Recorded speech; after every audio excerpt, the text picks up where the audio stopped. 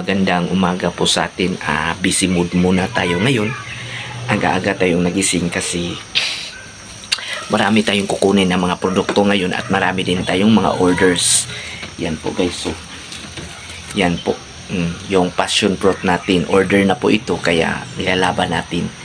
Yung negosyante natin. Ito yung buhay negosyante kasi umaga tayong pupunta sa kukuha tayo ng mga fruits.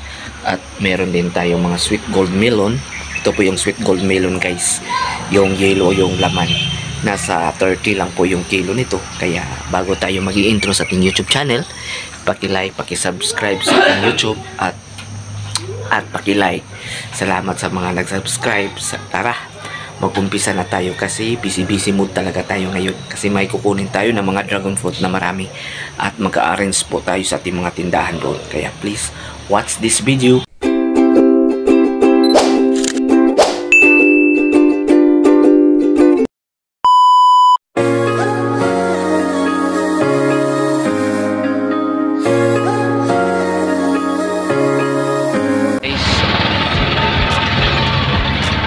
Pupunta tayo sa ating mga tindahan para ma-ready na po yung natin.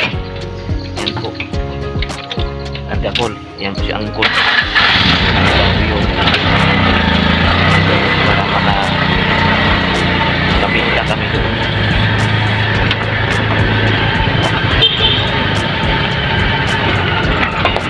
Nakagawa kami nagising. Pinta namin yung mga produkto namin.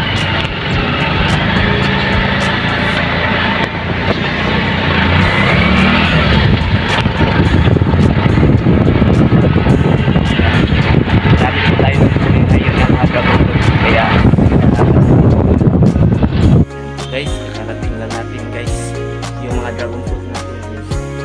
Ready na po yan sa mga order. Yan po guys. Kumbaga pa i-prepare natin yan kasi may order pa po tayo mga 40 kilos at saka 10 kilos. Kaya i-ready natin yan. Dami pong harvest ngayon sa dragon fruit. So gusto mag-order is nagbaba po gamay yung dragon fruit natin. Kaya samahan nyo ako guys. Yan po guys.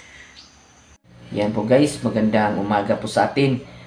Pagkatapos natin kumuha sa dragon fruit doon sa farm is kumbaga pa magtitimbang tayo ng 50 kilos ng isa-isa kasi may nag-order sa atin na 50 kilos doon sa Balingasag. Kaya i-deliver natin doon kasi pupunta yung ate ko, kunin nila yung produkto ng dragon fruit para maibinta nila. Kaya 50 kilos yung igagahin natin para doon nila. Kaya maraming nag-order dito doon sa Balingasag. Kaya samahan nyo ako guys sa pag ninegosyo. Ito talaga ang buhay negosyante natin. Kaya busy tayo. At hindi lang po ito. Mamaya, kumbaga pa, aalis na naman tayo para kumuha naman po ng another dragon fruit. Para dalhin natin doon sa baba sa CDO. Kasi magbibinta tayo bukas sa farmer's market. Yan po guys. Kaya chill na lang tayo. Marami kasing order ngayon. Sa gusto lang mag-order niya, i-PM lang po.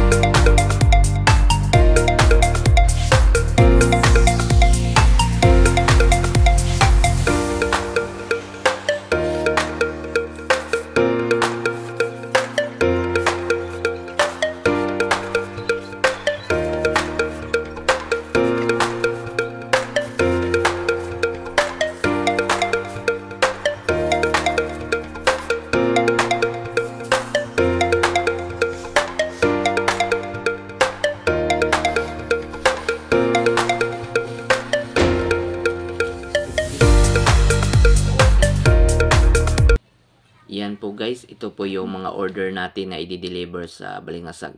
Kaya nilalaban natin yung mga negosyo natin ng mga dragon fruit. At ang nakagandahan sa dragon fruit is demand talaga ito guys. Mabilis maubos. Kaya paki-like naman dyan at paki-subscribe sa aking YouTube channel guys. Salamat sa inyong paglantaw.